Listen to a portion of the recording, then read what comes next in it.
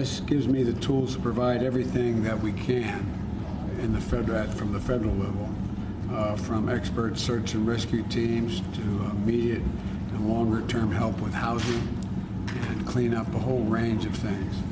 And I stand ready to do the same for the governors of other states. As a matter of fact, I'm about to sign an emergency request from Illinois, the governor of Illinois, literally when I finish the trip and sign that. You know, we've also asked FEMA and the key departments to surge federal resources. The thing they most need are power, water, communication systems to get back to some sense of being able to communicate with one another as rapidly as they possibly can. And as I said, I intend to travel to Kentucky on Wednesday.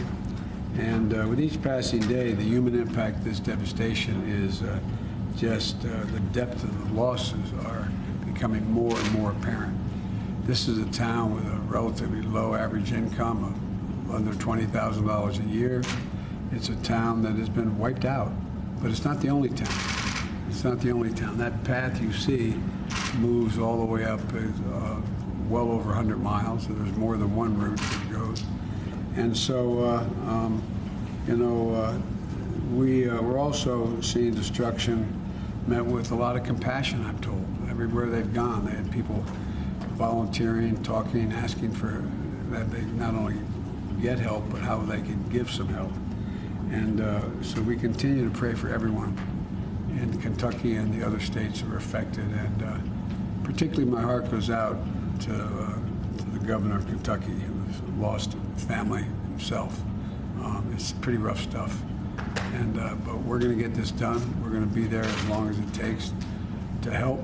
And the combination of state, federal, and volunteer organizations do everything from eventually not only clear the debris, but provide the necessary means to move, get schools reopened, making sure that homes are able to be rebuilt, etc. So there's a lot that needs to be done. And it's mostly Kentucky here, but not only Kentucky. And so that's, just want to let you know that's what I was doing. I haven't decided where I'm going yet. We're working out what I indicated to the governor when we talked about this 2 days ago, was that I don't want to be in the way. There's a lot going on. And when the president shows up, there's a long tail to follow, an awful lot of folks. And I just don't want to do anything other than be value added. But I want you to know that this administration has made it clear to every governor, whatever they need, when they need it, make it known to me, and we'll get it to them as rapidly as we can. And that's what we're doing here in Kentucky. We're going to have to go beyond what is available to the federal government. For example, we're able to, FEMA can come up with up to $35,000 in housing restoration. Well, not a lot of $35,000 homes. In the meantime, we can provide everything from hotel rooms and places where folks can live in the meantime. But there's a lot to be done, and we're just getting it underway. But we're going to work with all the governors to make sure that we can. Yes. Mr. President, what do you believe your own visit there can do for the people who are affected by this? And what is your concern about the longest term problems? Is it housing? What part of recovery do you worry about most? Well, what I worry about most in a circumstance like this, because I've been involved in responding to a lot of disasters as a senator, as vice president, now as president just this year, is the peace of mind of people being able to actually put their head on a pillow, lie down on a bed, be able to know their kids are going to be okay. And so this is a narrow path. The devastation is just stunning. I mean, there's nothing left standing, basically, along the path that goes all the way through. You know, do you have that other, let me ask, show that other, in terms of housing, because I think this is the best way to illustrate just how precise it is. Go to the one that goes all the way up. Takes you. So, if you take a look, well, why don't you point out where we are here? You take a look where Mayfield is and Bowling Green is. That's not, we're not talking about Mayfield now, but all these yellow dots here along the way are residences, and they've been wiped out. They've been wiped out. Commercial and government historical sites and industrial sites, it's been wiped out. Would you mind putting one back up for Mayfield? If you take a look, Mayfield sits in that, where that square is on the left. Well, look at all, this is just the city of Mayfield. Residential, commercial, exempt, government and historical, agriculture, et cetera. Just, I mean, they're gone. They're just, and some of you probably are already down there. It's just devastating. And so, and I worry, quite frankly, about, how can I say it? The mental health of these people. You come home and you see that, if you made it, and if you haven't, if you lost someone in the meantime. You know, thank God it doesn't seem like the numbers are quite as high as were anticipated, but they're high. You come home, you've lost your husband, wife, mother, father, children, somebody along the line. And what do you do? Where do you go?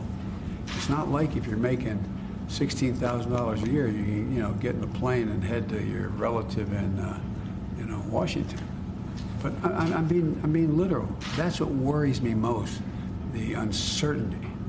And it really is something that I've observed in every major disaster I've watched and been on the ground to see. It just, you can see it in people's faces. And so we just want them to know that we're going to stay as long as it takes to help them. And there's 3 ways to begin to help. One is the federal agencies that are available, and that's already underway. And for example, we're setting up in all these places. For example, there are going to be roughly how many disaster centers you think we'll have in the state? We'll have disaster recovery centers in all of the major impacted counties. So there'll be one place a citizen can go. There will be essentially an ombudsman. What I said to the governors, and it surprised me that it pleased me, but surprised me that they repeated it, is that, for example, I told the governor of Kentucky, I'm not expecting you to know all you need. Let us tell you what you can ask for that you haven't asked for. Let us do our job. I mean, these large government agencies like the federal or state governments, it's hard for people to understand sometimes. Let me go in and tell you what you can ask for. And so there is the federal government, the state government. There's also the nonprofits out there that have been, in fact, involved in all these disasters around the country, and they can provide help and assistance. Right now, for example, I'm told, I hope I'm not misspeaking, that the school in Mayfield is being used for shelter now. It didn't get wiped out, but it is not going to be able to be functioned as a school soon. So how do you get these kids back in schoolrooms? How do you get some semblance of normalcy again? And so we're working like the devil. I'm very, very pleased with the work that FEMA Director Chris Full has done, and I know that Homeland Security's reached out to these folks. They know we're there. And I just want to make sure there is no sense on the part of anyone in these affected areas that they are asking something that they shouldn't ask for. Ask for whatever you think you need, and we'll find out. And if we can't provide it through a government agency, we'll do our best to find out private agencies that can help. From churches to Red Cross to a whole range of institutions. But it's like when I was walking through the neighborhoods in Louisiana. I mean, see the looks on people's faces. You go to the corner where the house is just gone. People standing in their yards crying. And this was 2 days after the storm went through. So it really is devastating. Now, this is the United States of America, though. The thing that pleased me was every one of my staff who were down there came back, at least today, and called me on the phone and said, people are already to help each other. They're already asking, how can I help too? So that's what I worry most about. It's just getting some peace of mind and say, look, there is a way to get from here to there. It's disaster now, but there's a way to get there. We're going to do everything we can, and I'm sure, I believe the Congress will respond if there's any extraordinary need we don't have. Yes, sir.